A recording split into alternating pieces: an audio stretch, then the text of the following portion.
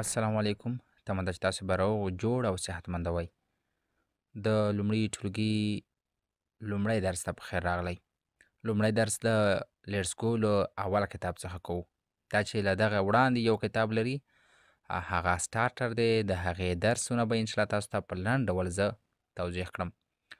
نو غوره مې وګڼله چې د لیټس ګو له لومړي کتاب یې درته پیل کړم چې دغه ټول شپږ کتابونه لري چې په دغه ګروپ کې به یې په مسلسل ډول سره تدریسوو او دغه ګروپ کې به انشاءالله د لیټس ګو سیستم دغه کتاب چې مخامخ تصویر تاسو ګورئ په هره کتابخانه کې پیدا کیږي او د دې ترڅنګ ګرامر چې د دغه کتاب اړوند ګرامر راځي هغه به ځان ته برخه کې تشریح کوو او همداشان ځانګړې ښایسته جملې د محاورې لپاره او همداشان به تاسو ته په همدغه درسونو کې وړاندې کوم.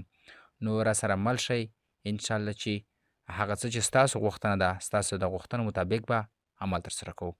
نو راځو راسن لومړی درس ته د لیټس ګو کتاب چې له ای بی سی پیل دی. لیټس ریممبر راځئ چې یاد کړو. لیسن غوږ نیول، پوینټ په نښه کول، اینډ سینګ او سندره ویل.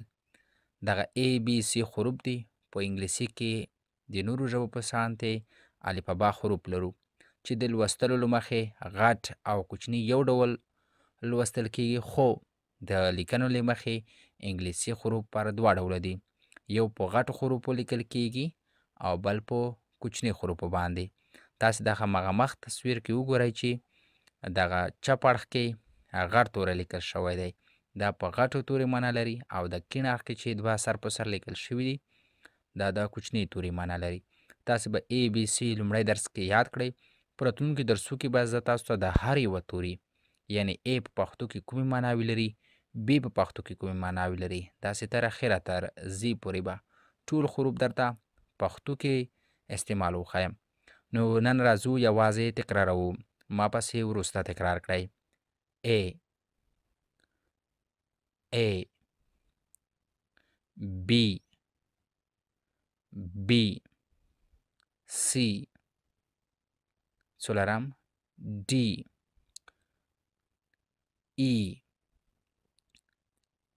F G H I J K L M N O P Q R S T U V W X Y Z.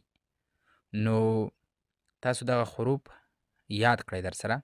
راتلونکي درسو کې به دا ولولو چې ای حروف په پښتو کې د کومو تورو معنا لري او بی حروف په پښتو کې د کومو تورو معنا لري.